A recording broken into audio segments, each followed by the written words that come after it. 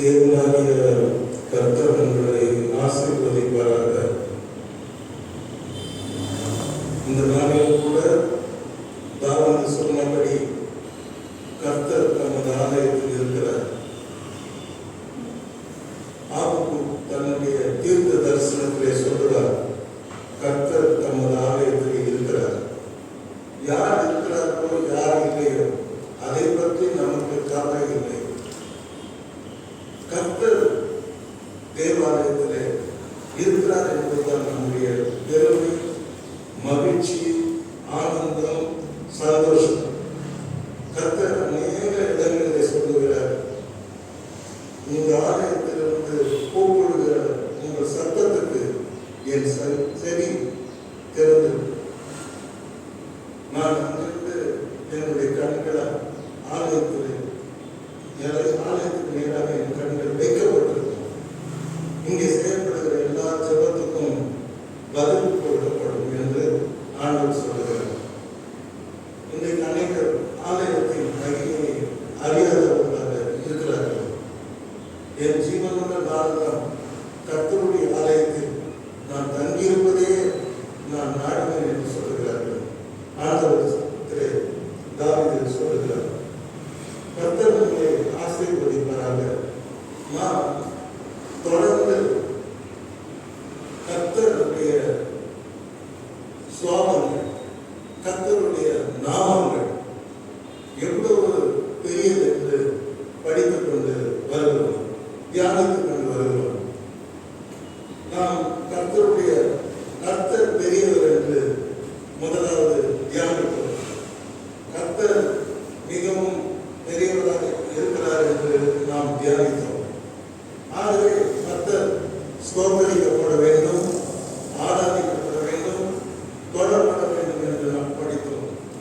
கர்த்தர் பெரியவராய் இருக்கிறபடியால், ஏன் பெரியவராய் அவர் இருக்கிறார் என்றால், மகிமையையும் மகத்துவத்தையும் அவர் அணிந்து கொண்டிருக்கிறார் என்று நாம் படித்து, ஆகவே கர்த்தர் பெரியவர் என்று நாம் துதித்தோம்.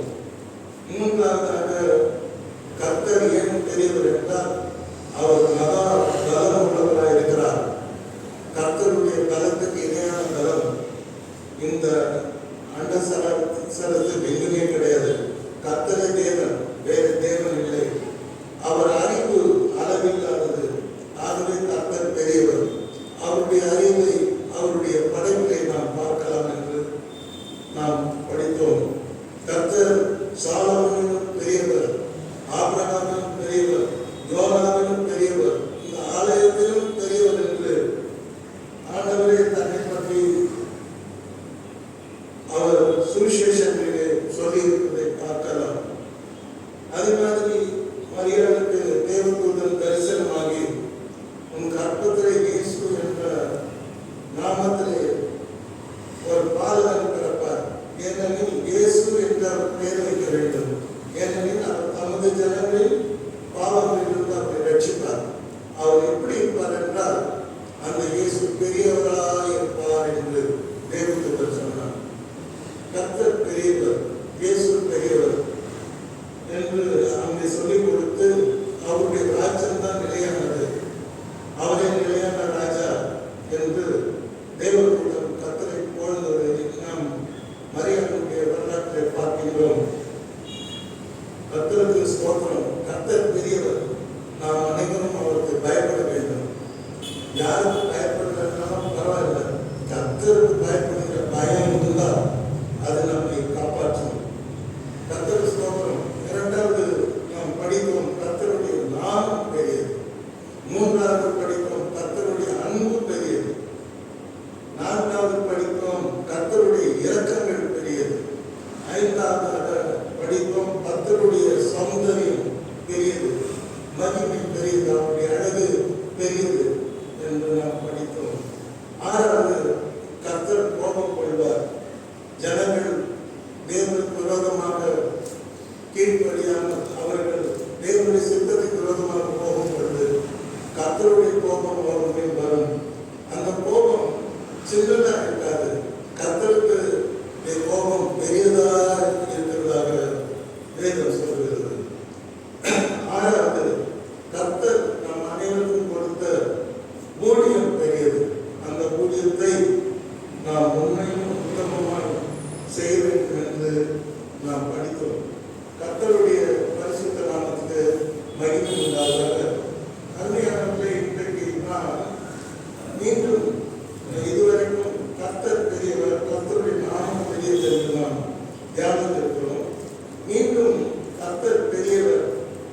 என்று வேதத்திலே சொல்லப்பட்ட ஒரு வசனத்தை மீண்டும் தியானிக்க விரும்புகிறேன்.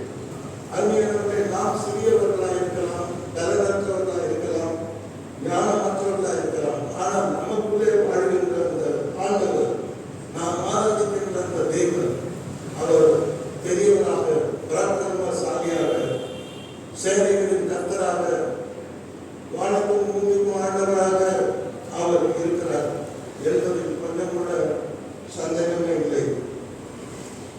இந்த வசனம் 1 யோவான் 4ஆம் அதிகாரம் 4ஆம் வசனத்தை நாம் படித்து பார்க்கும் பொழுது, யோவான் கடைசியாக அவர் உயிர் வந்த சீடர்.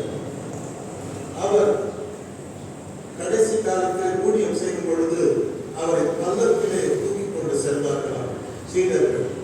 அவரை உட்கார வைத்து அவர் நடக்க முடியாது. 120 வயசாக போச்சு. நீண்ட தாண்டி வச்சிருப்பார், பல்லக்கில் வச்சு தூக்கி போவார்கள். அவர் ஒரே ஒரு பிரசங்கம் தான் பண்ணுவார். என்ன பிரசங்கம் என்றால், நீங்கள் ஒருவரில் ஒருவர் அன்பாயிருங்கள். கர்த்தர் இயேசு கிறிஸ்து எப்படி நம்மில் அன்பாயிருந்தாரோ அதே மாதிரி ஒருவரில் ஒருவர் அன்பாயிருங்கள். அன்பே பெரியது என்று பிரசங்கம் பண்ணார். நீண்ட பிரசங்கம் எல்லாம் அவர் பண்ணாமல் அன்பை குறித்தே போதுவதாக நான் அவருடைய வரலாற்றில் படித்து பார்த்தேன். கர்த்தருக்கு என்று பெரிய காரியங்களை செய்தவர் யோவான். கர்த்தருடைய தரிசனங்களை பார்த்தவர் யோவான். கர்த்தருடைய வரப்போகிற அவருடைய வருகையை பார்த்தவர் யோவான். பரலோக ராஜ்யத்தை அவருக்கு கர்த்தர் கொடுத்த தரிசனத்தை பார்த்தவர் யோவான். அவர் சொல்லுகிறார், 1 யோவான் 4ஆம் அதிகாரம் 4ஆம் வசனத்திலே அவர் எழுதுகிறார், பிள்ளைகளே என்று எழுதுகிறார். அவருக்கு 120 வயசு இருக்கும். அன்றைக்கு இருந்த சபையாரை பார்க்கும் பொழுது எல்லாமே அவருக்கு பிள்ளைகளாக இருந்தார்கள். அவர் பாசமான சபையாரை பிள்ளைகளே என்று அழைத்தார். நம் ஆண்டவர் கூட நம்மை ஒவ்வொரு நாளும் பிள்ளைகளே என்று அவர் அழைக்கிறார். நாம் அனைவரும் தேவனுடைய பிள்ளைகள். நாம் அனைவரும் தேவன் தகப்பன் தன் பிள்ளைக்கு இறங்குவது போல கர்த்தர் தமக்கு பயந்தவர்களுக்கு இறங்குகிறார். நாம் அனைவரும் தேவனுடைய பிள்ளைகளாக இருக்கிறோம். இதை நாம் மறந்து போகக்கூடாது. நாம் அனாதைகளோ, கைவிடப்பட்டவர்களோ, திக்கப்பட்டவர்களோ, நாதியற்றவர்களோ அல்ல. இந்த உலகத்தில் நாம் தேவனுடைய பிள்ளைகளாக இருக்கிறோம். ஆண்டவர் சொன்னார், அவருடைய நாமத்தின் மேல் விசுவாசம் உள்ளவர்களாய் அவரை ஏற்றுக்கொண்டவர்கள் எத்தனை பேர்களோ அத்தனை பேர்களும் தேவனுடைய பிள்ளைகளாய் இருக்கிறோம் என்று ஆண்டவர் சொல்கிறார். அப்ப இங்கே தன்னுடைய நிருபத்திலே அவர் தன்னுடைய விசுவாசிகளை அழைக்கும் பொழுது அவர்கள் எல்லாம் தன்னுடைய பிள்ளைகளாக பாவித்தார். பிள்ளைகளே என்று அழைக்கிறார். இன்றைக்கு கூட உலகத்தில் இருக்க எல்லா விசுவாசிகளும் இந்த நிருபத்தை, இந்த வசனத்தை படிக்கும் பொழுது அவர்களெல்லாம் பார்த்து கூட யோவான் பிள்ளைகளே என்றுதான் அழைக்கிறார். ஆண்டவர் இயேசுவும் அங்கே ஒவ்வொரு நாளும் பிள்ளைகளாக பாவித்துதான் நடத்துகிறார். நமக்கு ஒரு பரலோகிதா இருக்கிறார், நமக்கு ஒரு தகப்பன் இருக்கிறார். நாம் அவருடைய பிள்ளைகளாக இருக்கிறோம் என்பதை மறந்து போகக்கூடாது. கர்த்தர் உங்களை ஆசீர்வதிக்கிறார்கள். பிள்ளைகளே, நீங்கள் தேவனால் உண்டாயிருந்து என்று சொல்கிறார். நாம் அனைவரும் தேவனால் உண்டானவர்கள். உலகத்தினால் வேற, நாம வேற. கர்த்தராகிய இயேசு கிறிஸ்துவை அறிந்தவர்கள் வேற, உலகத்தார் வேற. கர்த்தராகிய இயேசு கிறிஸ்துவை ஏற்றுக்கொண்டவர்கள் வேற, ஏற்றுக்கொள்ளாதவர்கள் வேற. குமாரனை உடையவன் ஜீவனை உடையவன்.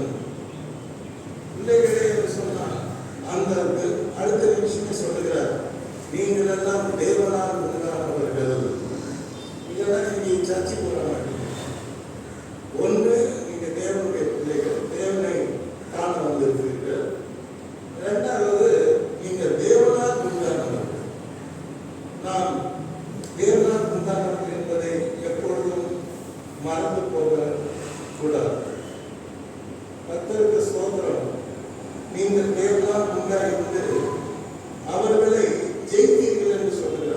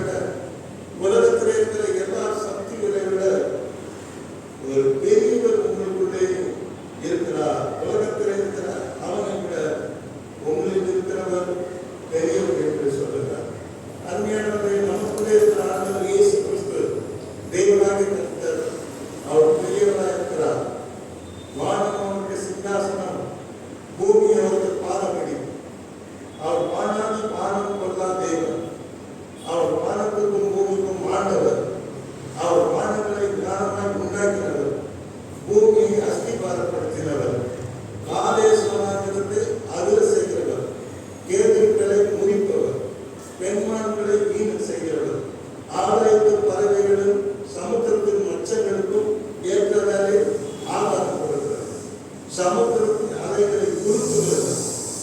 வானத்தின் நட்சத்திரங்களை எண்ணி அவைகளை பேர் சொல்லி அழைப்பவர்.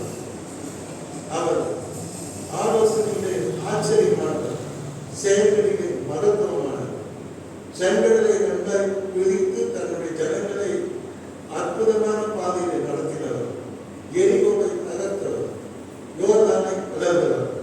ஆக நம்முடைய கர்த்தர் பெரியவராயிருக்கிறார். அல்லேலூயா, கர்த்தருக்கு ஸ்தோத்திரம். உலகத்தில் இருக்கிற சாத்தானை பார்த்து நாம் பயப்பட வேண்டிய அவசியம் இல்லை. அவனை காட்டிலும் பெரியவர் ஒருவர் நமக்குள்ளே இருக்கிறார் என்று நாம் பார்க்கிறோம்.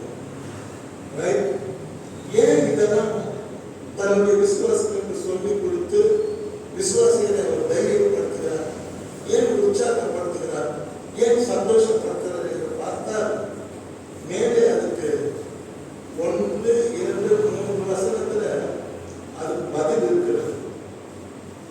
பிரியமானவர்களே, உலகத்தில் அநேக கள்ளத்தீர்க்கதரிசிகள் தோன்றி இருப்பதினால், உலகத்தில் யார் தோன்றி இருக்கிறார்கள்? அநேக கள்ளத்தீர்க்கதரிசிகள். இப்போ ஒரு புது ட்ரெண்ட், நான் தீர்க்க தரிசனம் சொல்றேன், தீர்க்க தரிசனம் சொல்றேன். ஆனால் 2 தீர்க்க தரிசனம் இருக்கிறது. ஒன்று உண்மையான தீர்க்க தரிசனம், அது சபையில் பாஸ்டர் பேசும்போது உங்க கூடவே பேசுற மாதிரி இருக்கும். இன்னொன்று கள்ள தீர்க்க தரிசனம். இன்னைக்கு எந்த பார்த்தாலும் சென்னை பட்டணத்தில், தமிழ்நாட்டில் பயங்கரமான கள்ள தீர்க்க தரிசனங்கள் வெளியிடப்பட்டுக் கொண்டு வருகிறது. இங்க மாத்திரம் இல்ல, அமெரிக்காவில் கூட உலகம் முழுவதுமே கள்ள தீர்க்க தரிசனம் பாடி கொண்டு வந்து அநேக தவறான நடக்காத காரியங்களை நடக்க போவதாக அவர்கள் சொல்லிக் கொண்டு வருகிறார்கள். இதை அந்த காலத்திலே யோவான் உயிர் வாழ்ந்த நாட்களிலே கள்ள தீர்க்க தரிசிகள் இருந்ததாக நாம் பார்க்கின்றோம். அவர் சொல்லுகிறார், அநேக கள்ள தீர்க்க தரிசிகள் தோன்றி இருப்பதினால் நீங்கள் எல்லா ஆவிகளையும் நம்பாமல் அந்த ஆவிகள் தேவனால் உண்டானவைகளோ என்று சோதித்தறியும். நம்மதான் கண்டுபிடிக்க சொல்றார். இவர் கள்ள தீர்க்க தரிசியா நல்ல தீர்க்க தரிசியான்னு விசுவாசிகளாக நாமே அதை கண்டுபிடிக்க சொல்லுகிறார். தேவ ஆவியை நீங்கள் எதனால் அறியலாம் என்றால், மாம்சத்திலே வந்த இயேசு கிறிஸ்துவை அறிக்கை பண்ணுகிற எந்த ஆவியும் தேவனால் உண்டாயிருக்கிறது. இயேசுவே ஆண்டவர் என்று அறிக்கை பண்ணுகிற எந்த நாமம், எந்த இதயம், எந்த மனிதனும் அவன் தேவனால், அவனுடைய ஆவி தேவனால் உண்டான ஆவியாக இருக்கிறது. ஆனால் மாம்சத்திலே வந்த இயேசு கிறிஸ்துவை அறிக்கை பண்ணாத, இயேசு கடவுள் இல்லைன்னு சொல்றவங்க எத்தனை பேர் இருக்காங்க? அவர்கள் எல்லாம் வேதம் சொல்லுகிற அவர்கள் தான் அந்தி கிறிஸ்து. யார் இயேசுவை மறுதலிக்கிறார்களோ, யார் ஆண்டவர் இயேசு கிறிஸ்துவை கர்த்தர் தேவன் என்று மறுதலிக்கிறார்களோ, அவர்கள் எல்லாம் அந்தி கிறிஸ்துவின் ஆவியை உடையவர்கள். அவர் சொல்றாரு, அந்தி கிறிஸ்து உண்மையிலே உருவத்தில் வரப்போறான். ஆனா அதுக்கு முன்னாடியே இன்னைக்கு உலகத்துல ஆவியார அனைவருடைய உள்ளங்களிலே சாத்தான் புகுந்து, இயேசு தேவகுமாரன் இல்லை, தேவனுடைய தற்சொல்பம் இல்லை,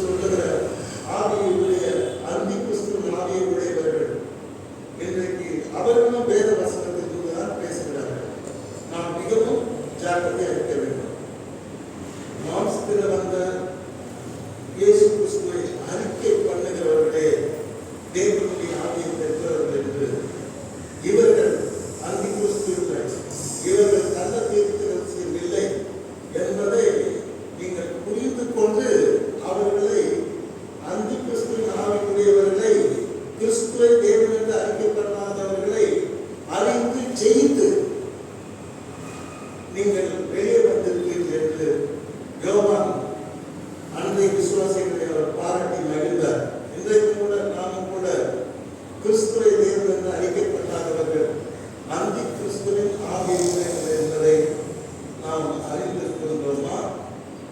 நாம் புரிந்து கொண்டிருக்கின்றோமா? இதையெல்லாம் ஏன் சொல்றாருன்னா, அவர் சொன்னது ஒரே ஒரு காரணம் இருக்குது. காரணம் என்னன்னா, நீங்க அவங்க ஜெயிப்பு காரணம் என்னன்னா, உலகத்தில் இருக்கிற அந்தி கிறிஸ்துவை விட, பொல்லாதனை விட, சாத்தானை விட உங்களில் இருக்கிற ஆண்டவர் இயேசு கர்த்தர் மூன்றாம் நாள் உயிர்த்தெழுந்த ஆண்டவர் பெரியவராக இருக்கிறபடியா நீங்கள் ஜெயித்தீர்கள் என்று சொல்றார். அவர்களே ஜெயித்து விட்டார் என்று அவர் சொல்லாமல், உலகத்தில் இருக்கிறவரிடம் உங்கள் இருக்கிறவர் பெரியவராக இருக்கிறபடியா அந்தி கிறிஸ்துவின் ஆவியை ஜெயித்தீர்கள் என்று சொல்கிறார். அருமையினுடைய இன்றைக்கு நானே எங்கள் சபை பிரான்ச்சில் பார்த்துருக்கேன்.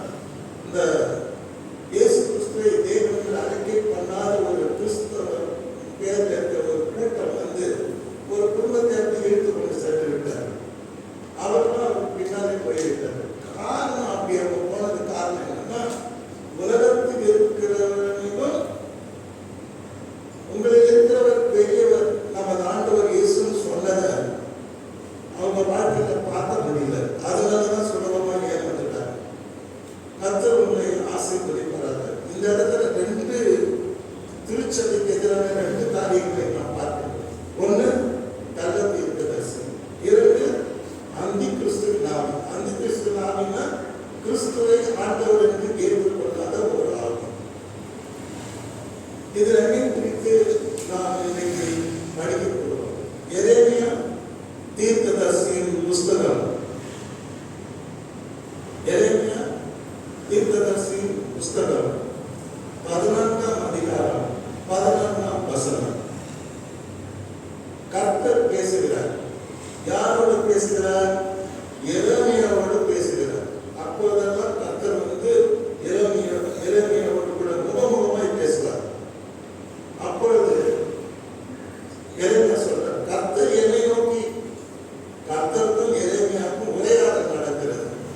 நமக்கும் தேவனுக்கும் கூட உரையாடல் நடக்க வேண்டும். கர்த்தர் அதை எதிர்பார்க்கின்றார்.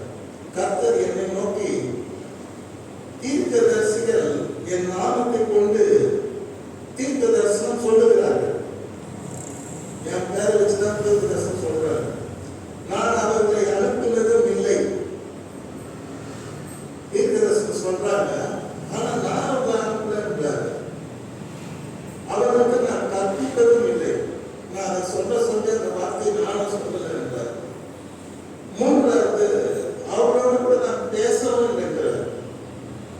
அவர்கள் கள்ள தீர்க்க தரிசனத்தையும் கள்ள சகுனத்தையும் இல்லாத விசேஷத்தையும் தங்கள் இருதயத்தின் கபடத்தையுமே உங்களுக்கு தீர்க்க தரிசனமாய் சொல்லுகிறார்கள்.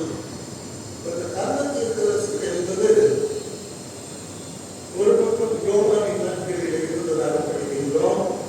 இன்னொரு பக்கம் எரேமியாவின் நாட்களிலேயே அந்த கள்ள தீர்க்க தரிசனம் உரைக்கிறவர்கள் இருந்திருக்கிறார்கள். அப்ப கர்த்தர் வந்து அதை எதிர்த்து பேசுகிறார். என்ன சொல்றாரு? இவங்க எல்லாம் கள்ள தீர்க்க தரிசிக்கிறார். நான் அவர்களை அனுப்பவில்லை. I am not sent. மோசேயை கர்த்தர் அடிச்சு எகிப்துக்கு அனுப்பினார். போய் என் ஜனத்தை மீட்டு கொண்டு வரும். ஆனா இங்க கர்த்தர் சொல்ற இவங்க தான் போயிருக்காங்க கள்ள தீர்க்க தரிசிகள். நான் இவர்களை அனுப்பவில்லை. நான் அவர்களுக்கு எந்த வார்த்தையும் கற்பிக்கவில்லை. நான் அவர்களோடு பேசினது கூட கிடையாது. அவர்கள் சொல்லுகிற தீர்க்க தரிசனம் கள்ள தீர்க்க தரிசனம், கள்ள சகுனம், இல்லாத விசேஷத்தை இருக்கிற மாதிரி சொல்லுகிறார்கள். தன் இருதயத்தின் கபடத்தையும் உங்களுக்கு தீர்க்க தரிசனமாக விளைகிறார்கள். நானே ஒரு இமேஜினேஷன் பண்ணி தான் தீர்க்க தரிசனம் நானே சொல்லிடுறோம். அதுவும் என் நாமத்தை கொண்டு பொய்யான தீர்க்க தரிசனம் சொல்லுகிறார்கள். மிக ஜாக்கிரதையாக நாம் இருக்க வேண்டும். உலகம் முறை இப்பொழுது பொய் தீர்க்க தரிசனம் சொல்லிக் கொண்டு வருகிறார்கள். போன முறை ஜோ பைடனுக்கும் எலெக்ஷன் நடந்தது. ரெண்டு பேர், அவங்க 2 பேர் ஆள்கள், இன்னொரு பேர் வந்து ராஜு. இங்கிருந்து போய் அமெரிக்காவில் செட்டில் ஆனாங்க. 2 பேரும் தீர்க்க தரிசனம் உரைச்சி வாட்ஸ்அப் மூலம் உலகம் முழுவதும்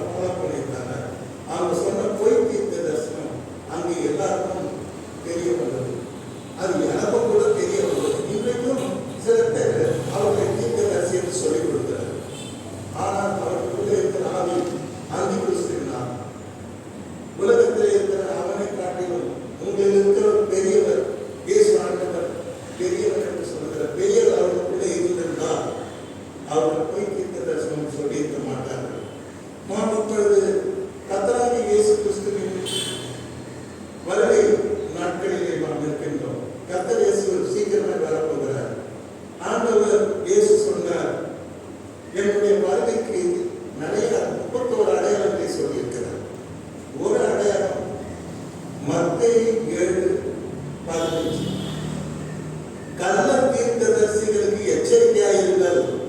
கடைசி காலத்துல நிறைய கள்ள தீர்க்கதரிசிகள் ஏற்படுது. அப்ப நீங்க எச்சரிக்கையா இருக்கணும் அப்படிங்கிற. நான் வந்துட்டேன்னு சொல்லுவாங்க, இங்கதான் இருக்கிறேன்னு சொல்லுவாங்க, நம்பாதீங்கிறாரு. கர்த்தரே இந்த கள்ள தீர்க்கதரிசிக்கு ஆண்டவர் இயேசு கிறிஸ்து எச்சரிக்கிறார். இப்ப பாத்தீங்கன்னா உலகம் முழுவதும் கள்ள தீர்க்க தரிசனம் நடக்க சொல்றதுக்கு நேரம் இல்லை. கள்ள தீர்க்க தரிசனம் சொல்லிட்டு நிறைய பேர் பெரிய பெரிய ஊழியக்காரர்கள் கூட நிறைய மாஸ் பீப்புள் இருக்காங்க. அவங்க சொல்றது கள்ள தீர்க்க தரிசனம். ஒரு சொன்னார் 2019 வருஷம் சொன்னார், இந்த வருஷம் உங்களுக்கு கோல்டன் இயர், எல்லாம் கோல்டா அப்படிங்க. ஆனா அந்த வருஷம் தான் கொரோனா வந்து உலகம் முழுவதும் லட்சக்கணக்கான மக்களை மாறிக்கொண்டு போனது. ஆனா அவர் பின்னால் ஆயிரக்கணக்கான மக்கள் இருக்கிறார். இப்ப அத்தனை பேருக்கு அவர் சொல்ற பொய் தீர்க்க தரிசனத்தை அவர் சொன்னார். சொல்லிட்டு கடைசியில் இப்பொழுது எங்க இருக்கிறார் என்று தெரியவில்லை. அருமையானவர்களே, இன்றைக்கு உலகம் முழுவதும் ஜனங்களை பாழ்படுத்துகிற ஒரு கிறிஸ்தவத்துக்குள்ளே நுழைந்திருக்கிற ஒரு காரியம் என்னவென்றால் கள்ள தீர்க்கதரிசிகள். இவர்களை குறித்து எச்சரிக்கிறார்கள். ஆண்டவர் இயேசுவே சொல்றாரு, ஆண்டவர் இயேசுவே சொல்றாருன்னா நாம் அதை புரிஞ்சுக்கணும். என் வருகைக்கு முன்னால கள்ள தீர்க்கதரிசிகளுக்கு எச்சரிக்கையாயிருங்கள். அவர்கள் ஆட்டுத்தோலை போர்த்து கொண்டு உங்களுக்கு வருவார். அவர் சொல்றாரு, அவர்கள் தான் ஆட்டுத்தோலை போர்த்திய ஓநாய்கள். அவர் வந்து அவர்கள் உள்ளத்திலேயும் அவர்கள் பட்சிக்கிற ஓநாய்கள். நீங்க அவர்கள் நம்பாதீங்க, கள்ள தீர்க்கதரிசிகளை நம்பாதீங்க என்று ஆண்டவர் சொல்லுகிறார். மறுபடியும் ஆண்டவர் இயேசு கிறிஸ்து மத்தேயு எழுதின சுவிசேஷம் 24ஆம் அதிகாரம் 11வது வசனத்திலே ஆண்டவருடைய வருகை சமீபமாக இருக்கும் பொழுது அநேக கள்ள தீர்க்கதரிசிகளும் எழும்பி அநேகரை வஞ்சிப்பார்கள் என்று சொல்கிறார். ஏமாற்றுவார்கள். பைபிள் படிச்ச கர்த்தர் நம்மோடு பேசுவார். ஜெபம்னா கர்த்தர் நம்மோடு கூட பேசுவார். நாம் தேவாலயத்துக்கு போனால் தேவன் நம்மோடு கூட பேசுவார். ஆனா இவங்கெல்லாம் யாருன்னா தெரியல. அநேக கள்ள தீர்க்கது அநேகம் சொல்றார். எண்ண முடியாத கள்ள தீர்க்கதரிசிகள் உலகம் முழுவதும் எழுப்புவார்கள். எழுப்பி அநேகரை வஞ்சிப்பார்கள்.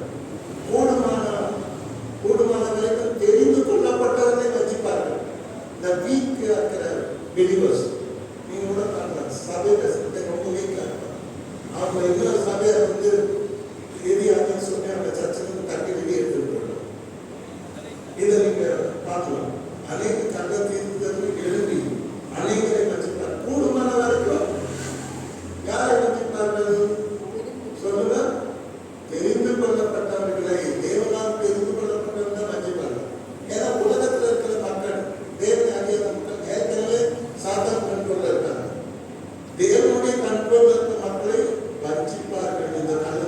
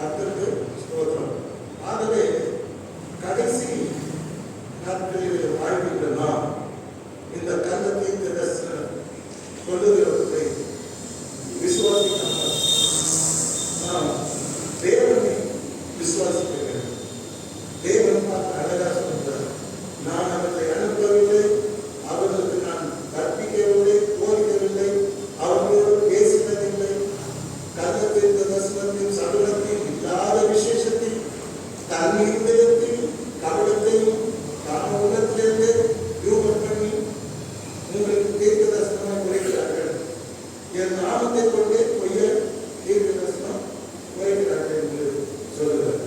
ஆனால் யோவான் உயிர் வந்த நாட்களிலே அன்றைக்கு இருந்த திருச்சபை மக்கள் நல்ல தீர்க்க தரிசனங்களை ஜெயித்தார்கள். இன்னொரு பக்கம் அந்தி கிறிஸ்துவின் ஆவிக்குரியவர்களை ஜெயித்தார்கள். கிறிஸ்துவை மறைத்தவர்களை ஜெயித்து அவர்கள் சத்தியத்திலே நின்றார்கள். ஆகவேதான் யோவான் அவர்களை பாராட்டுகிறார். உலகத்தில் ஏன் ஜெயிக்கிறீர்கள் என்றால், உலகத்தில் இருக்கிறவனிலும் உங்களை இருக்கிற ஒரு பெரிய ஆண்டவர் அவர் உங்களை ஜெயிக்க செய்தார் என்று அவர் சொல்லி அவர்களை சந்தோஷப்படுத்துகிறார், அவர்களை ஆசீர்வதிக்கிறார், அவர்களை மகிழ்ச்சி அடைய செய்கிறார். கர்த்தருடைய பரிசுத்த நாமத்துக்கு ஸ்தோத்திரம். ஆகவே என் அருமையானவர்களே, நாம் கடைசி காலத்தில் நாம் வாழ்ந்து கொண்டிருக்கிறோம். சபையிலே நாம் நிலைத்திருக்க வேண்டும், ஜெபத்திலே நாம் நிலைத்திருக்க வேண்டும், வேத வாசத்திலே நாம் நிலைத்திருக்க வேண்டும், நம்முடைய பரிசுத்த ஜீவியத்திலே நாம் நிலைத்திருப்போமானால் அது போதும். ஆண்டவர் நம்மை பார்த்துக் கொள்வார். கர்த்தர் உங்களிடத்தில் இருக்கிறவங்க என்னிடம் பெரியவர், அந்த பெரியவர் என்னை நடக்கிறார் என்று சொல்லி தைரியம் பண்ணலாம். இன்றைக்கு உலகம் முழுவதும் நல்ல தீர்க்க தரிசனங்கள் வரவி சத்தியத்தை புறப்படுவார்கள். வேத வசனத்தை மாற்றி சொல்லணும். புரியுதுங்களா? வேத வசனம் ஒன்று சொல்றதுன்னா அவன் ஒன்று சொல்லணும். அதுதான் நல்ல தீர்க்க தரிசனம். இதை பற்றி ஒரு பாட்டு நான் பார்த்துருக்கேன். அந்த பாட்டை இப்போ நான் பாட போறேன், கேட்பேன்.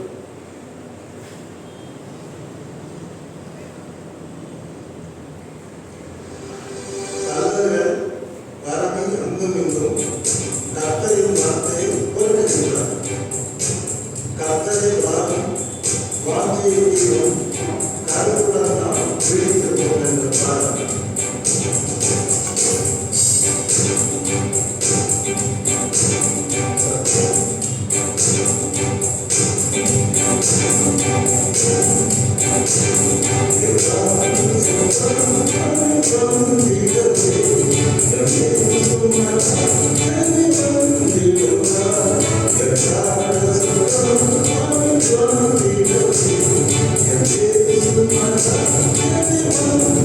Thank you.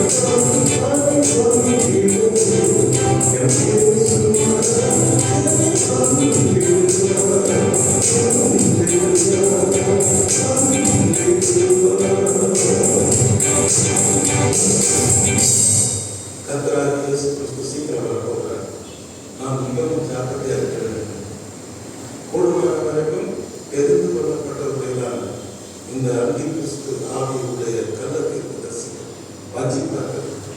நாம் இதற்கெல்லாம் பக்குவித்து ஆண்டவருடைய வருகையை எடுத்துக்கொள்ளப்பட வேண்டுமானால் நாம் திருச்சபையை நிலைத்திருக்க வேண்டும், நாம் ஜபத்திலே நிலைத்திருக்க வேண்டும், வேத வாசத்திலே நிலைத்திருக்க வேண்டும், விசுவாசத்திலே நிலைத்திருக்க வேண்டும், நாம் ஆண்டவருக்கு செய்கின்ற ஊழியத்தை நாம் நிலைத்திருக்க வேண்டும், ஆவிக்குரிய காரியங்களை நிலைத்திருக்க வேண்டும்.